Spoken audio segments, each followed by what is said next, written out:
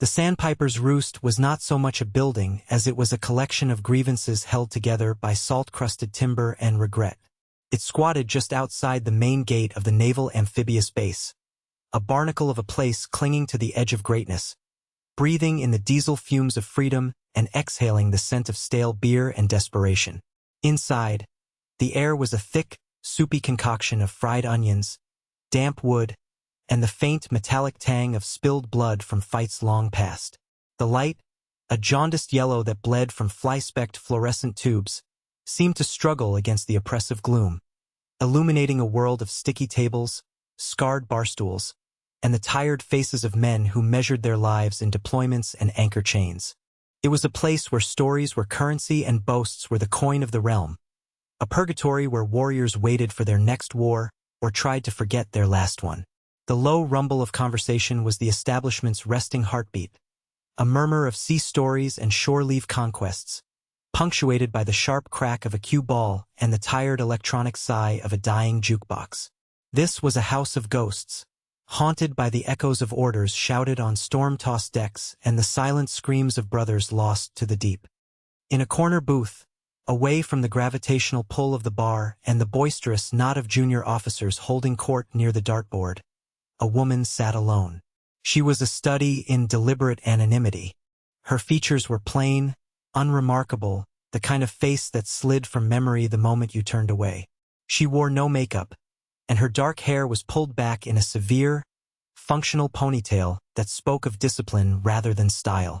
Her clothes, faded jeans, worn sneakers, and a plain gray hooded sweatshirt were the uniform of invisibility, designed to deflect attention, to blend into the background noise of the world. She held a thick, dog-eared paperback, its cover stripped away to conceal its identity, and her focus upon its pages was absolute, a shield against the room's ambient masculinity. She did not drink the beer in front of her. It was a prop, a piece of camouflage that allowed her to occupy the space without invitation or interrogation. To the casual observer, she was a civilian girlfriend waiting for her sailor, a local student seeking refuge from a noisy apartment, a nobody. She was still, a point of profound calm in the restless sea of the bar, her stillness so complete it was almost a physical presence, a challenge to the chaos around her. Lieutenant Commander Rick Davies, whose call sign among his peers was Bulldog, was the antithesis of this calm.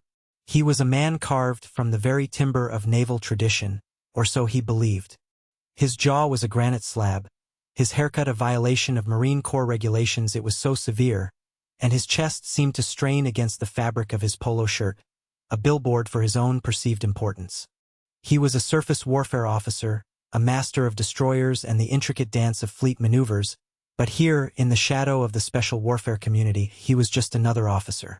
This fact was a constant, irritating burr under the saddle of his ego. He compensated for his perceived inadequacy with volume and aggressive bonhomie, his laughter a percussive explosion designed to command attention. He stood at the center of a small group of ensigns and lieutenants, his acolytes, who orbited him like nervous moons. He held his beer like a scepter, gesturing with it as he recounted a recent training exercise, embellishing his own role until it bordered on the heroic. His voice was a gravelly boom that steamrolled over the bar's other conversations, a blunt instrument of self-aggrandizement. His gaze, sweeping the room for an audience, snagged on the woman in the corner. He saw not a person but an anomaly, a disruption in the natural order of his world. A lone woman, a civilian no less, in his bar on a Thursday night. It was an affront. She wasn't laughing at his jokes. She wasn't even looking his way. She was reading. The sheer effrontery of it ignited a small, petty fire in his gut. He saw her as a symbol of the world outside the wire, a soft, academic civilian world that did not understand the sacrifices men like him made. Her presence was an unspoken judgment, and his ego could not abide it. He nudged one of the younger officers. "Look at that. Probably some professor from the university slumming it. Thinks she's getting an authentic experience." The ensign, eager to please, chuckled on cue. The laughter was thin, forced, but it was enough. It was permission. Davies saw an opportunity to perform, to reinforce his status as the alpha in this small, dim-lit kingdom. The woman was his stage, and her humiliation would be his applause. He broke from his circle and swaggered toward the booth, his wake of displaced air and cheap cologne announcing his approach. He planted his hands on her table, the impact making her bottle of untouched beer jump. Her eyes, dark and unreadable, lifted slowly from the page. They were not startled. They were not intimidated. They were simply observing. It was the dispassionate gaze of a biologist studying a specimen under a microscope, and it immediately threw him off his rhythm. He had expected fear or at least annoyance. He got nothing. "You lost, sweetheart?" he began, his voice dripping with a condescending familiarity that he mistook for charm. "This isn't the library. This is a Navy bar. For Navy men." She did not reply. She merely held his gaze, her expression a perfect, placid neutral. A single bookmark, a thin strip of worn leather, was held between her thumb and forefinger, marking her place in the book. It was the only part of her that acknowledged the interruption. The silence stretched, growing heavy and uncomfortable. It was his silence now, not hers. He had thrown a punch into a vacuum. "Cat got your tongue?" he pressed, his voice getting louder, drawing the attention of the rest of the bar. The jukebox seemed to fade. The game of pool paused. He felt the eyes on him and mistook their curiosity for support. "I asked you a question. This is a place for professionals. People who serve. I don't see any uniform on you." She finally blinked. It was a slow, deliberate movement. Her voice, when it came, was low and even, entirely devoid of emotion. It was like the hum of a powerful engine at idle. "I'm aware of my location." The simple, factual statement was more infuriating than any curse could have been.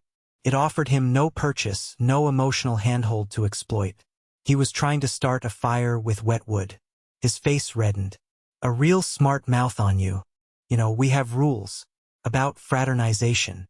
About civilians distracting my men from their duties." It was a ridiculous, baseless accusation. But it was all he had. He was flailing, and some small part of him knew it, which only made him angrier. He leaned in closer, invading her personal space, his breath a foul mix of beer and self-importance. "Maybe you should pack up your little book and go back to campus before you get into trouble you can't handle." He punctuated the sentence by flicking a finger at her book, a gesture of ultimate dismissal. She did not flinch. She did not recoil. Her eyes never left his. It was like watching a lioness allow a jackal to dance at the very edge of its kill radius, assessing, waiting, utterly unconcerned. She seemed to be examining the very architecture of his failure, tracing the cracks in his confidence with her unervingly steady gaze. This profound lack of reaction was a mirror, and in it, he saw his own boorishness reflected back at him. He hated her for it. In a final, frustrated act of dominance, he reached out and deliberately swept her beer bottle off the table. It shattered on the concrete floor, the sound unnaturally loud in the now silent room. "Clean that up," he snarled, a king issuing a decree to a peasant. She looked down at the puddle of amber liquid and glittering shards of brown glass. Then she looked back up at him, and for the first time, a flicker of something moved in her eyes. It wasn't fear. It wasn't anger. It was a cold, clinical pity. A surgeon looking at a terminal disease. She said nothing. It was in that precise moment that the world ended. The first sign was not a sound, but a feeling. A deep, resonant vibration that traveled up through the soles of their shoes. A thrumming that spoke of immense power being unleashed nearby. The second sign was the lights. They flickered once, twice, then died, plunging the bar into absolute, disorienting blackness. A collective gasp sucked the air from the room. Before panic could take root, the emergency lights kicked in, 2 blood-red bulbs, one over the bar and one over the exit, that bathed the room in a hellish crimson glow. The third and final sign was the siren. It was not the familiar yelp of a police car or the wail of an ambulance. This was the voice of the base itself, a terrifying, rising and falling whoop whoop whoop that was designed to convey one thing and one thing only: catastrophic failure. It was the sound of the apocalypse, the official announcement that the walls had been breached.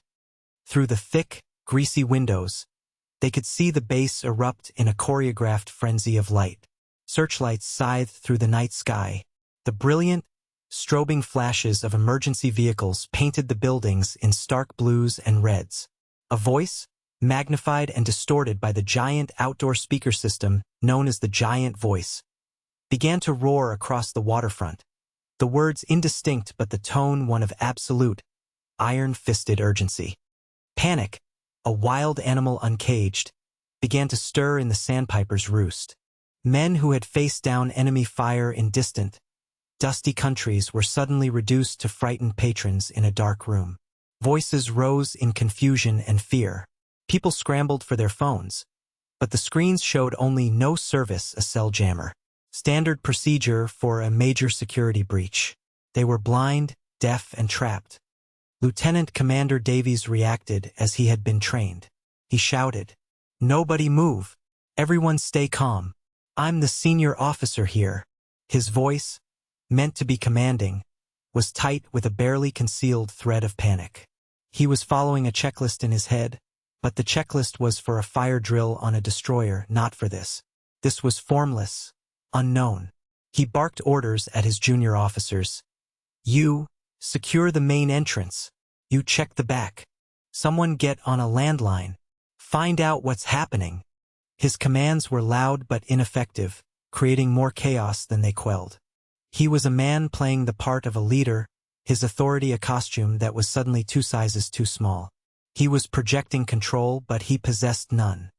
While Davies was shouting into the void, the woman in the corner moved. She had not made a sound. She had not drawn any attention to herself. One moment she was sitting in the booth, a passive observer. The next, she was a blur of silent, efficient motion.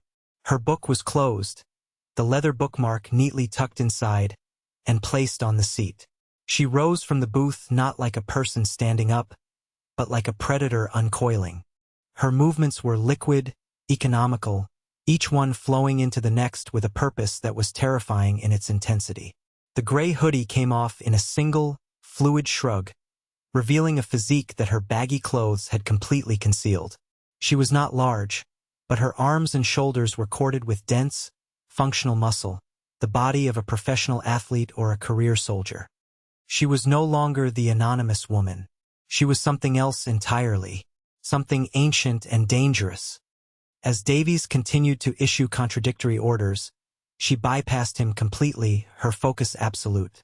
Her senses were fully engaged, sweeping the room, processing the data of the crisis with a speed that was beyond human. She heard the panicked breathing of the bartender hiding behind the bar. She smelled the sharp, acrid scent of adrenaline-fueled sweat. She saw the way the 2 emergency exits were positioned, the fatal funnel the main door created, the potential cover offered by the overturned tables. Her mind was a supercomputer running tactical simulations in microseconds. The back door of the bar, the one leading to a trash-strewn alley, suddenly burst open with a splintering crash.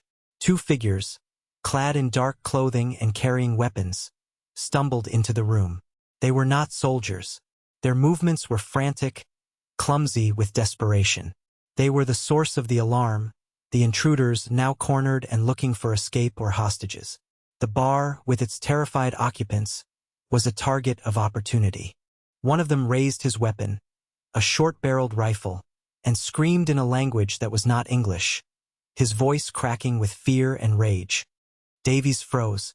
All his training, all his bluster, evaporated into a cloud of useless theory. He saw the weapon and his mind went blank. The ensign he had ordered to the back door yelped and dove for cover, a tangle of flailing limbs.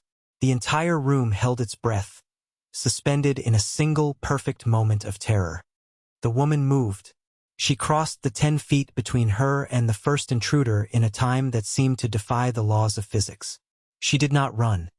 She flowed across the floor, low and fast.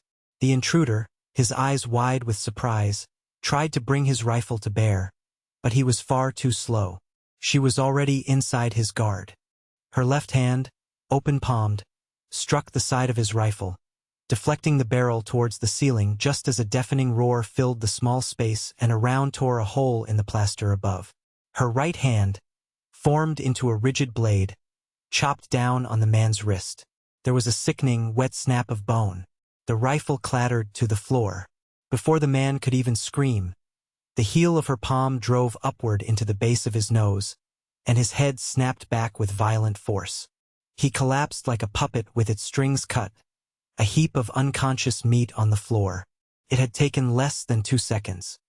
The second intruder, seeing his partner fall, let out a guttural cry and lunged forward, a long knife appearing in his hand. He was bigger, stronger, and fueled by a primal rage. He slashed wildly at her. She did not retreat. She moved into the attack, a dancer in a deadly ballet. She swayed under the first wild slash, the blade hissing through the air where her throat had been a moment before. As his arm overextended, she stepped in, trapping his knife arm against her body with her left arm. Her right elbow pistoned backward into his ribs, a short, brutal jab that audibly cracked bone and drove the air from his lungs in a choked gasp. He staggered, his grip on the knife loosening.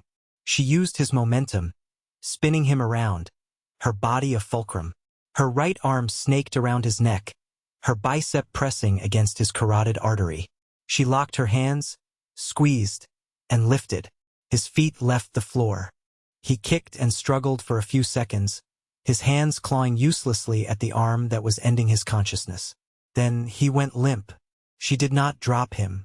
She lowered him to the ground with a controlled, almost gentle motion, laying him beside his partner. Silence descended upon the room once more. It was a different kind of silence now. It was not the silence of tension, but of profound, bone-deep awe. The entire brutal ballet, from the first move to the last, had lasted no more than 5 seconds. 5 seconds. 2 armed men neutralized. No guastid motion. No hesitaschen. Just a cold, terrifying, and beautiful display of lethal competence. She rose from her crouch, her breathing even, her expression unchanged. She was still the calm, dispassionate observer. She retrieved the fallen rifle, her movements practiced and sure. She cleared the chamber, checked the safety, and slung it over her shoulder as if she had been born with it in her hands. She then kicked the knife away from the second man's hand, sending it skittering into a dark corner. Her gaze swept the room, not as a patron, but as a commander assessing her battle space. Her voice cut through the stunned silence, and it was a completely different voice from the one that had spoken to Davies. This voice was forged from steel and authority. It did not request. It commanded. It did not suggest. It dictated reality. Barman, on your feet. Lock that back door and barricade it with the beer kegs. Now! The bartender, pale and shaking, scrambled to obey without a word. You! She pointed at the ensign cowering behind a table. Get off the floor. You are military. You will act like it. Take their zip ties and secure these 2. Face down, hands behind their backs. Check them for any other weapons. Move! The ensign, shocked into action, nodded dumbly and began his task, his hands trembling but his movements now filled with a desperate purpose. Her eyes finally landed on Lieutenant Commander Rick Davies. He was standing exactly where he had been when the intruders burst in, his mouth slightly agape, his face a mask of disbelief and dawning horror. The world he knew, the world of rank and protocol and loud proclamations, had been utterly and completely shattered. Authority, he was learning, was not the insignia on your collar. It was not the volume of your voice. Authority was this. It was the quiet, absolute confidence of the woman standing before him. It was an elemental force like gravity or the turning of the tide, and he was drowning in it. Lieutenant Commander, she said, her voice dropping to a low, clinical tone. Your performance under pressure is unsatisfactory. You froze. You failed to take effective command. You issued panicked and contradictory orders that endangered your subordinates. You will stand by the main entrance. You will not touch the door. You will simply observe and report. Do you understand your orders? Davies, for the first time in his adult life, was rendered speechless. He could only nod, a jerky, puppet-like motion. He felt his entire identity crumbling to dust. He was a lieutenant commander in the United States Navy, and he was being dressed down and given orders by a civilian woman in a sweatshirt who had just dismantled 2 armed hostiles with her bare hands. He walked to the door like a man in a trance, his pride a smoldering ruin. The wail of the base siren was now joined by the closer, more immediate scream of approaching vehicles. Heavy-duty tires squealed on the pavement outside. The bar was suddenly flooded with the blinding white beams of tactical flashlights cutting through the windows. Voices, hard and professional, began barking commands outside. On the ground. Show me your hands. Do it now. A heavy boot kicked the front door, the wood groaning in its frame. Naval security. Open the door slowly and come out with your hands in the air. The woman turned toward the door. She did not raise her hands. She simply stood there, rifle slung, waiting. Negative, she called out, her voice projecting effortlessly through the door. This is a secured location. We have 2 tangos down, non-lethal, secured. Multiple civilian witnesses. I am holding this position until the arrival of the command duty officer. There was a moment of confused silence from outside. The voice that replied was wary, laced with suspicion. Identify yourself. Now. The woman did not raise her voice. She did not need to. She spoke a string of alphanumeric characters, a code that was utterly meaningless to everyone in the room. Authorization code, Victor Lima 779 Spectre. Spectre. The last word hung in the air, a ghost. The reaction from outside was instantaneous and dramatic. The aggressive shouting stopped. There was a frantic, muffled exchange of words. A new voice came over the radio, louder, more senior. Then, a different voice cut through the air. This one filled with a deference that bordered on reverence. Spectre, copy that. Stand by. The base commander is en route to your position. ETR, 2 minutes. The bar patrons, the junior officers, even the trussed-up intruders on the floor, all stared at the woman. The name, the call sign, meant nothing to most of them, but the effect it had on the forces outside was undeniable. It was like a magic word, a key that had unlocked a hidden level of reality. Davies, standing by the door, felt a cold dread creeping up his spine. Spectre. He had heard whispers, fragments of stories in classified briefs, barroom rumors told in hushed tones by SEALs and intelligence officers. Not a person, but a phenomenon. A ghost in the machine. A legend that was not supposed to be real. And he had told her to clean up a spilled beer. The 2 minutes passed in a state of suspended animation. The red emergency lights cast long, dancing shadows on the walls, making the scene feel even more unreal. Then, the front door was opened from the outside. 2 figures stepped in, framed by the blinding white lights of the tactical team behind them. The first was a man whose shoulders were so broad they seemed to test the limits of his uniform. On his collar were the 2 silver stars of a rear admiral. His face, a roadmap of command decisions and sleepless nights, was etched with concern. The man beside him was leaner, older, his face weathered like ancient leather. He wore the uniform of a Master Chief Petty Officer, but the gold star and 3 chevrons on his sleeve were topped by 2 additional stars, marking him as something far more significant. The Force Master Chief of Naval Special Warfare Command, the senior enlisted man in the entire SEAL community. He was a living monument to decades of service at the tip of the spear. The Admiral's eyes swept the scene, taking in the subdued intruders, the wide-eyed patrons, the shattered glass on the floor. His gaze was sharp, analytical, missing nothing. But the Force Master Chief only had eyes for one person. He saw the woman. His posture, already ramrod straight, somehow became even more rigid. He took 1 step forward, his boots clicking sharply on the concrete floor. He snapped to the most profound and respectful position of attention Davies had ever witnessed. It was not the pro forma gesture of a subordinate to a superior. It was the salute of a disciple to a master. Senior Chief Sharma, the Master Chief's voice boomed. A gravelly pronouncement that filled every corner of the room with its weight. You are relieved. We have the scene. The name descended upon the room like a physical blow. Senior Chief. Not a civilian. A Senior Chief Petty Officer. In the Navy's rigid caste system, a Senior Chief was a god. They were the keepers of the faith, the grizzled veterans who turned clueless young officers into leaders and raw recruits into warriors. And this one was different. The Force Master Chief of the entire SEAL community was standing at attention for her. The Admiral stepped forward, his expression a mixture of relief and profound respect. Spectre, good to see you in one piece. Report. The woman, Senior Chief Anya Sharma, gave the Admiral a crisp, concise report. Her language was a foreign tongue of expertise, a clinical lexicon of threat assessment, fields of fire, and CQB engagement protocols. She spoke of asymmetric entry, non-compliant hostiles, and situational containment. She was not a patron in a bar. She was a field commander debriefing a flag officer after a successful operation. As she spoke, the Admiral nodded, his eyes occasionally flicking over to the two neutralized men on the floor, a look of professional appreciation on his face.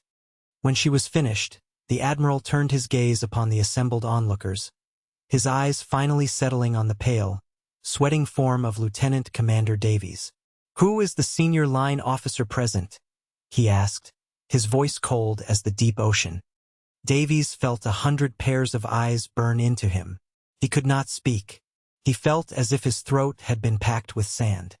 He could only raise a trembling hand, a pathetic admission of his rank and his failure. The Admiral's gaze was withering.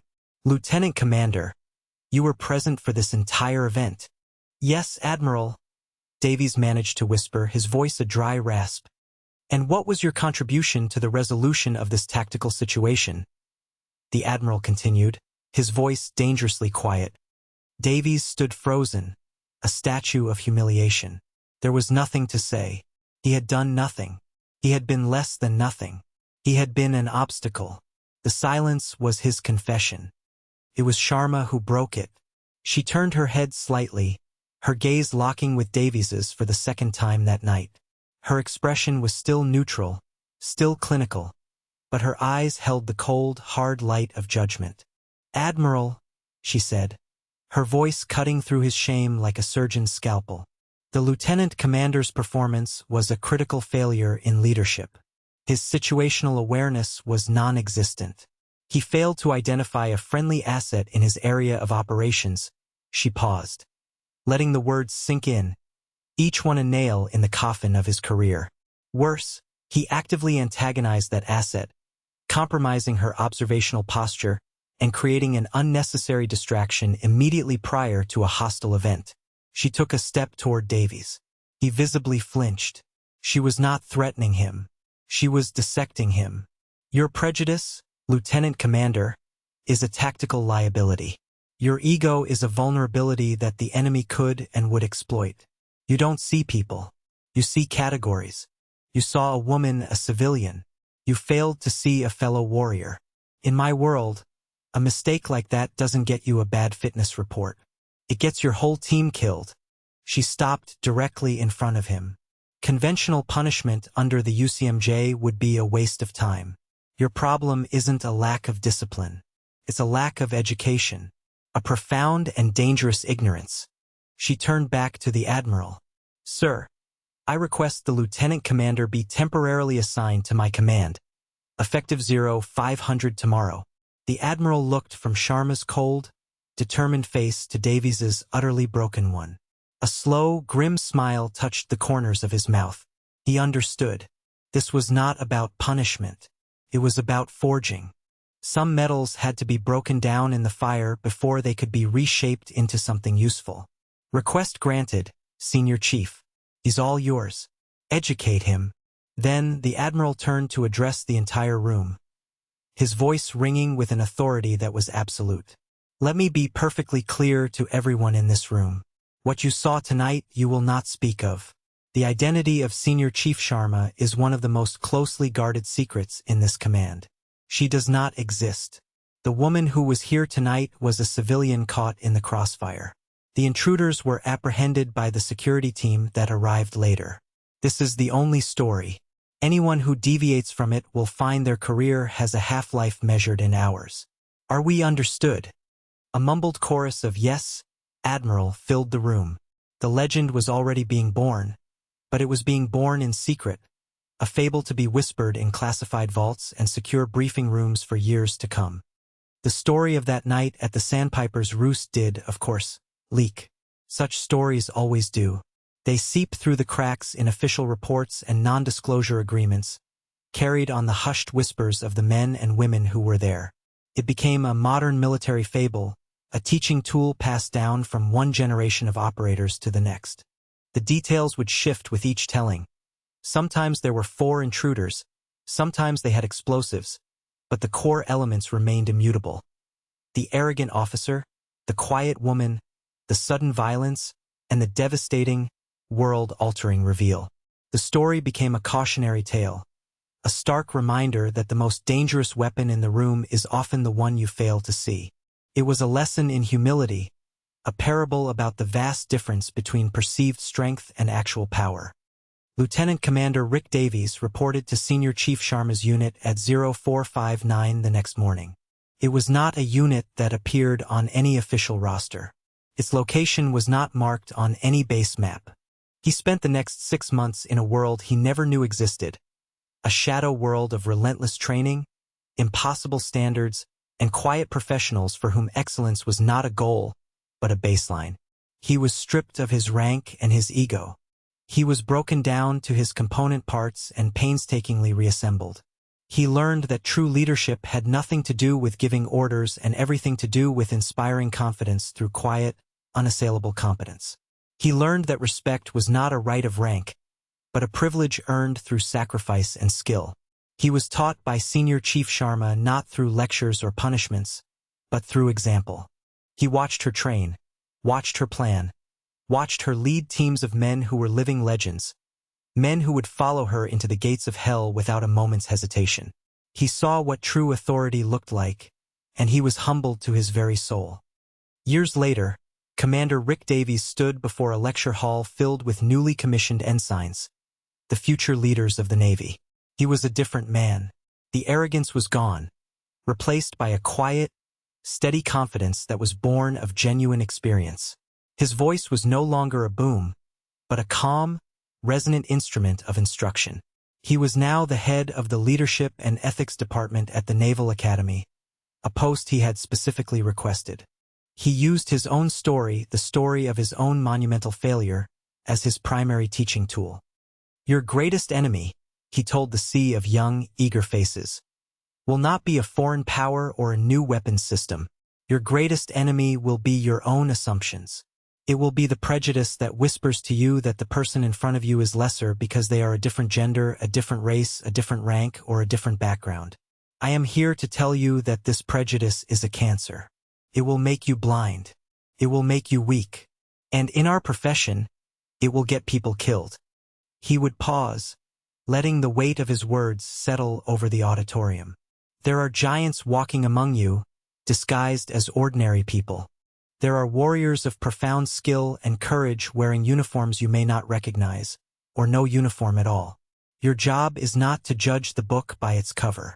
Your job is to have the humility to read the pages. Let your actions, not your opinions, be your argument. Let your competence, not your collar, be your authority. Because one day, you may find yourself in a dark room, facing a crisis you cannot handle, and the one person who can save you might be the person you dismissed just 5 minutes earlier. The explicit moral of the fable, the one that echoed from the halls of the academy to the ready rooms of aircraft carriers, was simple and timeless. True strength is not loud. It is quiet. True authority is not taken. It is recognized. Substance will always, in the end, triumph over style. The most dangerous person in the room is never the one who tells you they are. It is the one who does not have to. It is the quiet professional, the hidden master, the unassuming warrior who has nothing to prove. For their deeds have already spoken for them in volumes the world will never be cleared to read. It is the specter, sitting quietly in the corner, waiting, watching, and ready.